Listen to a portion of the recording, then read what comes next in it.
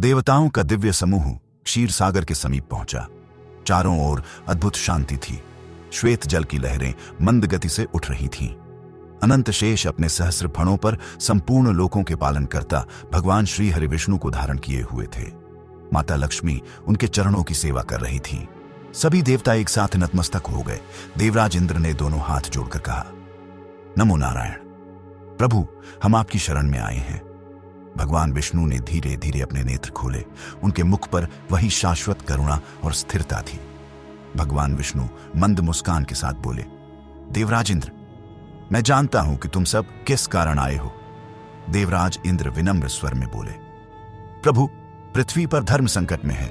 अनेक स्थानों पर राजधर्म दुर्बल पड़ रहा है। तपस्वियों के आश्रमों का सम्मान घट रहा है। प्रजा भयभीत है। हम आपकी शरण में उपाय मांगने आए हैं। भगवान विष्णु कुछ क्षण मौन रहे, मानो वे समस्त लोगों का चिंतन कर रहे हों। फिर उन्होंने शांत स्वर में कहा, जब शक्ति मर्यादा छोड़ देती है तब उसका अंत निश्चित हो जाता है। देवसभा पूरी श्रद्धा से सुनती रही।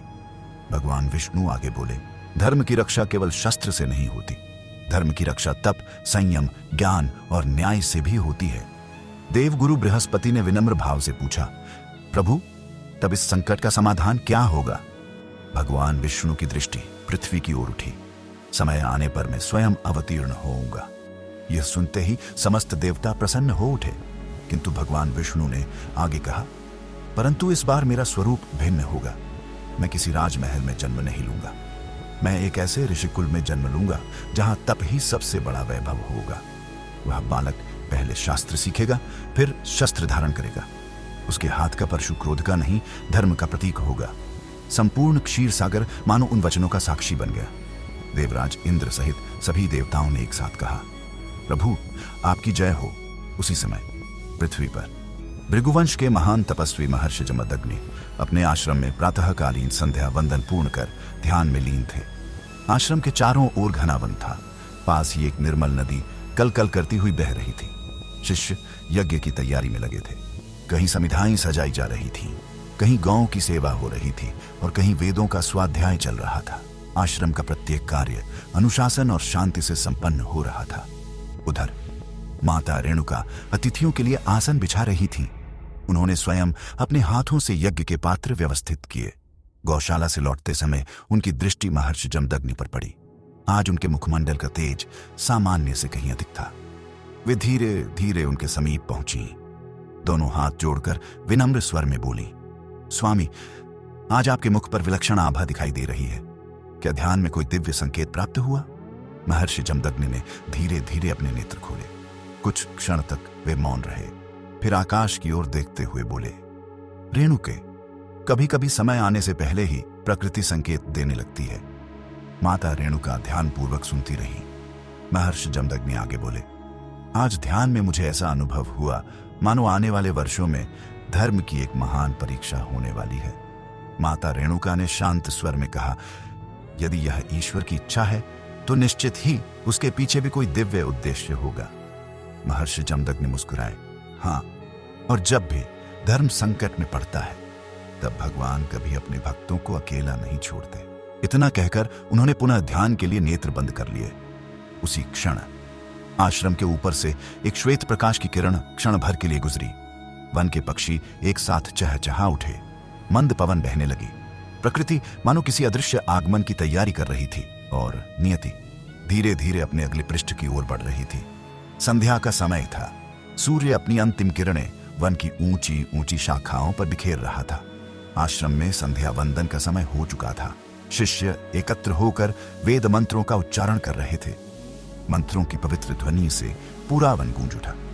महर्षि जमदग्नि ने संध्या वंदन पूर्ण कर शिष्यों की ओर देखा और बोले, वत्सो, स्मरण रखो, तप, सत्य और सेवा ही ऋषि का वास्तविक धन है।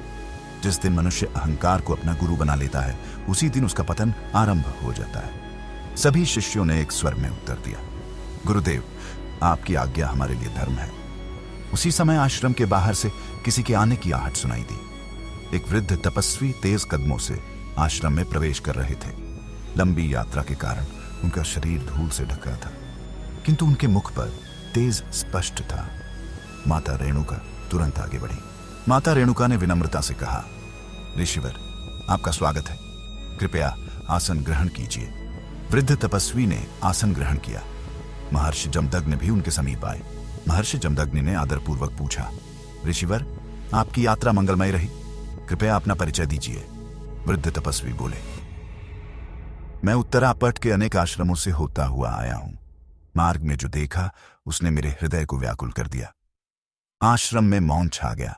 महर्षि जमदग्नि ने गंभीर स्वर में पूछा, ऐसा क्या हुआ है? वृद्ध तपस्वी ने गहरी सांस ली। कुछ राजा अब ऋषियों का सम्मान पहले जैसा नहीं करते। कई स्थानों पर यज्ञों में बाधा डाली जा रही है। प्रजा भयभीत है, धर्म अभी जीवित है, पर उसकी परीक्षा आरंभ हो चुकी है। यह सुनकर उपस्थित शिष्य एक दूसरे का मुख देखने लगे। माता रेणुका की आंखों में भी चिंता उतर आई। कुछ क्षणों तक कोई कुछ नहीं बोला।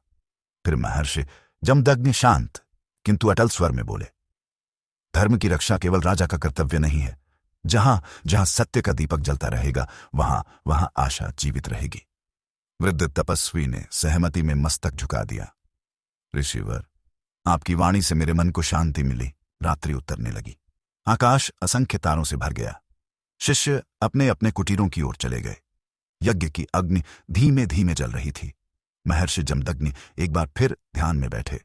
ध्यान की गहन अवस्था में उन्हें एक अद्भुत दिव्य अनुभूति हुई। उन्होंने देखा मानो अनंत प्रकाश से भरा आकाश, उस प्रकाश के मध्य भगवान श्रीहरि का दिव्य तेज, और फिर एक तेजस्वी बालक की धुंधली छवि।